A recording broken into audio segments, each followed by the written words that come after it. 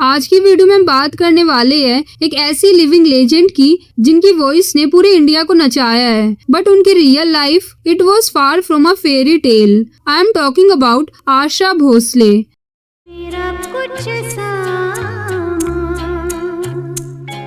तुम्हारे प्यार हमारा अमर रहेगा, याद करे तू है वही दिल ने जिसे अपना कहा तू है। आपको लगता होगा कि मंगेशकर सरनेम होना मतलब बॉलीवुड का shortcut, but what if I tell you कि आशा जी के लिए उनका सरनेम ही उनका सबसे बड़ा बोझ बन गया था। एक ऐसी बहन जो अपनी बड़ी बहन की शैडो में दबी रही, एक ऐसी बेटी जिसे अपनी फैमिली के अगेंस्ट जाकर 16 साल की एज में भागना पड़ा, और एक ऐसी सिंगर जिसे इंडस्ट्री ने सिर्फ आइटम सॉन्ग्स के लिए टाइप कास्ट कर दिया था। सो आज की वीडियो में हम उनके स्ट्रगल, उनकी टॉक्सिक रिलेशनशिप्स और उनकी और लता मंगेशकर जी की उस डार्क राइवलरी के बारे में बात करेंगे जिसे लोग अक्सर रिस्पेक्ट का नाम देकर छुपा देते हैं। From being homeless with 3 kids to becoming the queen of Bollywood. ये जर्नी काफी डिफिकल्ट और इंस्पायरिंग होने वाली है। So let's start the video.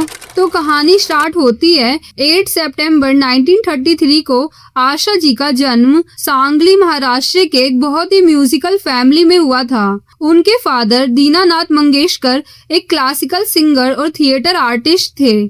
अब यहाँ एक इंटरेस्टिंग बात ये है कि मंगेशकर फैमिली का ओरिजिनल सरनेम अभिषेकी था, पर उनके फादर ने इसे चेंज करके मंगेशकर कर दिया ताकि उनके विलेज मंगेशी का नाम जुड़ा रहे। आशा जी जब सिर्फ 9 साल की थी तब उनके फादर की डेथ हो गई थी और वहीं से उनका बचपन खत्म हो गया। अगर हम इनके एजुकेशन की बात करें तो उन्होंने ज्यादा स्कूल नहीं देखा। जब घर में खाने के पैसे नहीं थे तो स्कूल और कॉलेज एक लग्जरी थी। उनका कॉलेज तो वही म्यूजिक स्टूडियो था जहां वो अपनी बहन लता मंगेशकर जी के पीछे पीछे जाती थी। इमेजिन एक छोटी सी बच्ची जो बस अपनी बहन को ऑब्जर्व करके सिंगिंग सीख रही थी। अब आते हैं उस मोड़ पर जिससे मंगेशकर फैमिली में काफी चेंजेस आए।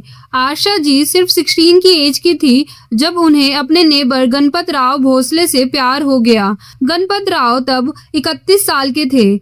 लता जी और उनकी फैमिली इस रिश्ते के बिल्कुल अगेंस्ट थे। उन्होंने आशा को वार्न किया था, पर एज वी नो 16 की एज में हम सब रेबेल बन जाते हैं। आशा जी ने घर छोड़ा और गणपत राव से शादी कर ली। इस एक डिसीजन की वजह से लता जी ने उनसे सालों तक बात नहीं की। इवन उनकी फैमिली में कोई भी उनसे बात नहीं कर रहा था।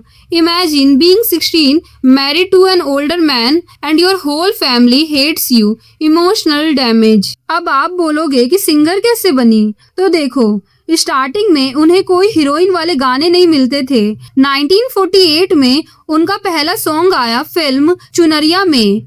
आशा जी ने जब अपना पहला गाना गाया था तो उन्हें ये गाना इसलिए मिला क्योंकि उस वक्त बड़े सिंगर्स अवेलेबल नहीं थे और डायरेक्टर को एक ऐसी वॉइस चाहिए थी जो एकदम रो और रियल हो।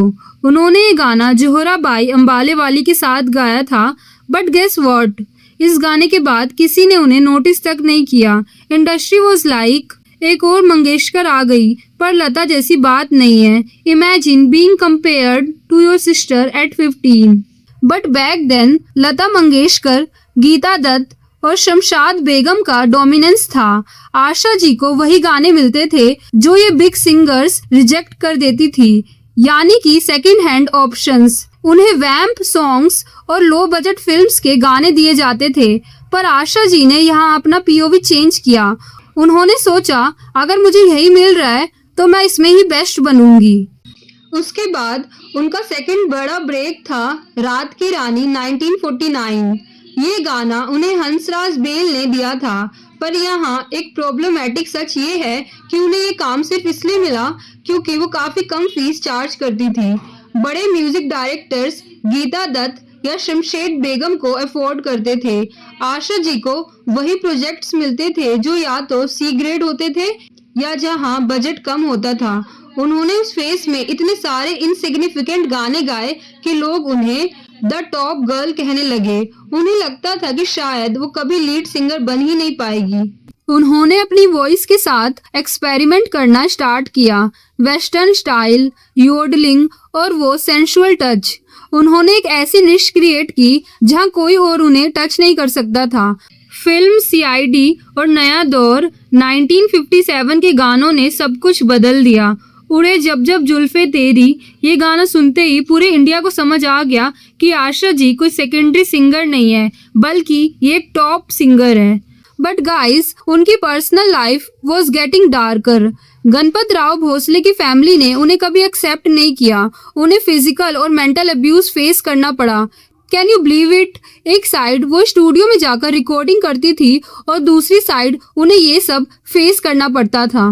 1960 में जब वो अपने तीसरे बच्चे से प्रेग्नेंट थी, गणपत राव ने उन्हें घर से निकाल दिया। She was literally homeless with 2 small kids and a pregnancy. वो वापस अपनी माँ के घर गई और वहाँ से उनकी रीबर्थ स्टार्ट हुआ। उन्होंने डिसाइड किया कि अब वो किसी के सहारे नहीं जिएगी। अब ये पार्ट काफी कंट्रोवर्शियल है। इंडस्ट्री में हमेशा ये कहा जाता है कि लता जी और आशा जी के बीच सब ठीक था, but sources suggest something else. लोग कहते हैं कि म्यूजिक डायरेक्टर्स लता जी से डरते थे। अगर किसी ने आशा जी को बड़ा ब्रेक दिया तो लता जी नाराज हो जाती थी। ये एक ऐसी कोल्ड वॉर थी जो डिकेड्स तक चली। आशा जी ने हमेशा ये मेंटेन किया कि लता जी उनकी आइडल है, पर उनके गानों की चॉइस और स्ट्रगल से ये लगता था कि उन्हें अपने ही घर से कंपटीशन मिला। उन्होंने खुद को द अदर मंगेशकर बनने से मना कर दिया और अपनी एक अलग आशा भोसले आइडेंटिटी बनाई। फाइनली उनकी लाइफ में थोड़ी पॉजिटिविटी आई जब उन्होंने राहुल देव बर्मन के साथ काम करना स्टार्ट किया। इनकी जोड़ी ने म्यूजिक हिस्ट्री को बदल दिया, बट यहाँ भी सेम थिंग हुआ जो उनके साथ पहले हुआ था। राहुल देव बर्मन की मदर को आशा जी बिल्कुल पसंद नहीं थी। वो उन्हें ब्रोकन फैमिली वाली औरत मानती थी। डिस्पाइट ऑल द ड्रामा, उन्होंने 1980 में शादी की। उनका रिलेशन काफी यूनिक था। दोनों का म्यूजिक से ऑब्सेशन ही उनका बॉन्ड था। पर लोग कहते हैं कि राहुल देव बर्मन के लास्ट डेज में दोनों के बीच काफी डिस्टेंस आ गया था। सोर्सेस का कहना है कि लाइफ की कॉम्प्लिकेशंस ने उन्हें थोड़ा दूर कर दिया था, बट उनका म्यूजिक हमेशा उन्हें कनेक्ट रखता रहा। आशा जी की लाइफ में सक्सेस तो आई, पर डिफिकल्टीज ने पीछा नहीं छोड़ा। उनकी बेटी वर्षा ने सुसाइड किया। उनके बेटे हेमंत की डेथ हो गई। It was one blow after another, पर आशा जी ने कभी हार नहीं माना। वो हमेशा हिम्मत के साथ आई और हमेशा स्माइल करती रही। That is what I call a true queen behaviour. उन्होंने 20 लैंग्वेजेस में 12,000 से ज्यादा गाने गाए हैं। उनका नाम गिनीज वर्ल्ड रिकॉर्ड में है। फ्रॉम दम मारो दम टू रंगीला रे। उन्होंने दिखा दिया कि age is just a number. अब सभी को लगता था कि आशा जी सिर्फ आइटम सॉन्ग्स करती है, बट 1981 में उन्होंने फिल्म उमराव जान से सबकी बोलती बंद कर दी। म्यूजिक डायरेक्टर मोहम्मद खय्याम ने उन्हें उनकी यूजुअल स्केल से 2 नोट नीचे गाने को कहा। पहले तो आशा जी को लगा कि ये उनकी वॉइस खराब कर देगा, पर जब दिल चीज किया रिलीज हुआ तो ये सॉन्ग काफी लोगों को पसंद आया। इसके लिए उन्हें नेशनल अवार्ड भी मिला। ये उनके करियर का वो मोमेंट था जहां उन्होंने प्रूव किया कि वो क्लासिकल सॉन्ग्स भी अच्छे से गा सकती है। आशा जी का करियर कोई लक नहीं था।